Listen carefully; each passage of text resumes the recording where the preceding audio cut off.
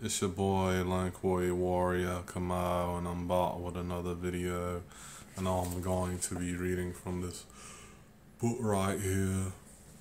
My little sister bought me, shout out to her.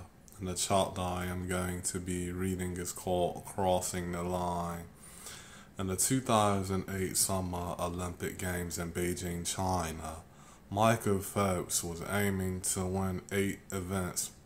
If successful, he would break American swimmer Mark Spitz's 1972 record of 7 gold medals in a single Olympic Games to accomplish the feat. Phelps needed to win the 4 times 100 meter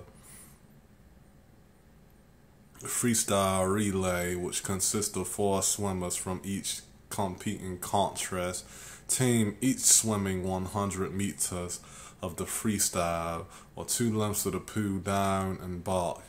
The U.S. team was well behind after the 3rd leg when Jason Lezak dived into the pool. No one watching in the crowd or glued to their television gave him any chance of overtaking France Alain Bernard on the final anchor leg of the relay. It looked as though the United States would again lose this relay race, a race that captured gold in 7 times before for the 3rd straight Summer Games. But the crowd and millions watching weren't swimming that final lap, and a heart consulted one key person, Jason Lezak. At 32, Jason was the oldest swimmer on the U.S. team. He started the final leg way back of Bernard, the reigning world record holder in the 100-meter freestyle, and at the final turn he was still a full body length behind. He had many opportunities along the way to concede and accept second place. Everyone else had already assumed he couldn't overtake Bernard's enormous lead. But there was no quitting Lezak, and with one incredible last stroke he bested the world's best to win a relay for the United States. It set a new world record.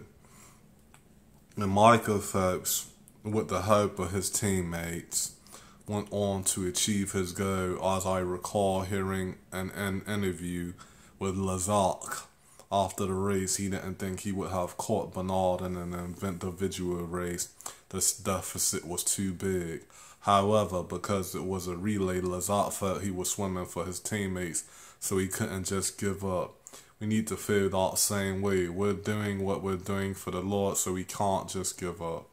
You may not be training for the Olympics, but you do have personal goals that you set for yourself, goals that mean a lot to you, like spending more time with your children, or attempting your first half marathon, or starting a Bible study the moment you find reasons to quit. Think of Jason Lezak and thank God that you have the opportunity to be in a race.